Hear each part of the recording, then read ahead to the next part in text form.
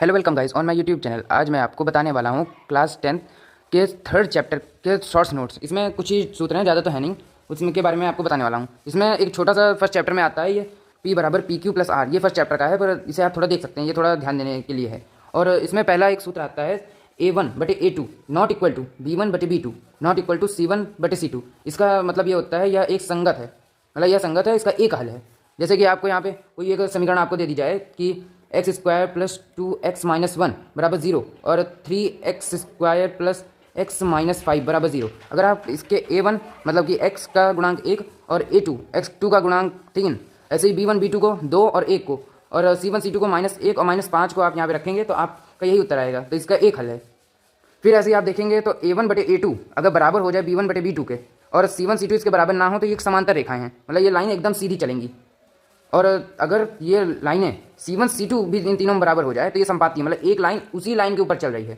मतलब पहले वाले में तो होता था कि एक लाइन किसी लाइन से बीच में टकरा रही है, वहाँ पे बीच का उनका एक उभयनिष्ठ बिंदु है उनके टकराने के बाद, पर यहाँ पे दो सीधी लाइनें चल रही हैं, पर यहाँ पे एक लाइन के ऊपर दूसरी लाइन चढ़ जाती है।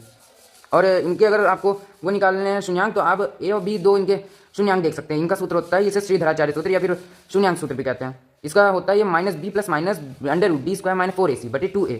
यहाँ पे b है, यहाँ इसका गुणांक b, और b² मतलब इसी का गुणांक b, 4a, a मतलब पहला गुणांक स्क्वायर, जिसका स्क्वायर में है वो a है, और c मतलब इसका अचर पद। या फिर आप b² - 4ac को d भी लिख सकते हैं। तो इसका ये सूत्र भी हो सकता है -b प्लस माइनस √d/2a।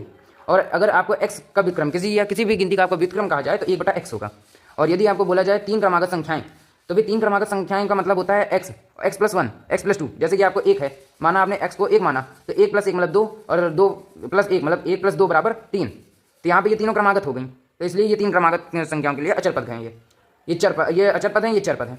वैसे ही तीन क्रमागत सम संख्याओं के लिए x प्लस 2 x प्लस 4, मानिए अगर आप सम संख्या में इसे 2 मानते हैं तो 2 प्लस 2 4, और 2 प्लस 4 मतलब 6, ऐसे।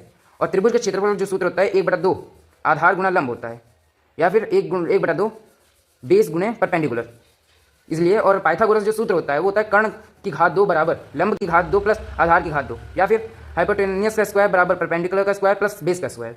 और यहाँ पे एक अलग से 2-3 सूत्र आते हैं, इन्हें भी आप याद कर सकते हैं। जैसे चाल बराबर दूरी बटे समय, लाभ % बराबर लाभ की राशि बटे क्रय मूल्य गुणे 100, और हानि % बराबर हानि राशि बटे क्रय मूल्य गुणे 100। ये दोनों तो आप लगभग हट ही गए हैं, इसके 1-2 क्वेश्चन मुश्किल से आपको दिख सकते हैं, पर आपको यहाँ से लेके ऊपर तक सारे के सारे इंपॉर्टेंट है आपके लिए थर्ड चैप्टर के लिए। And thank you. अगर आपको ये वीडियो अच्छी लगे तो कृपया लाइक करते रहिए। Thank you.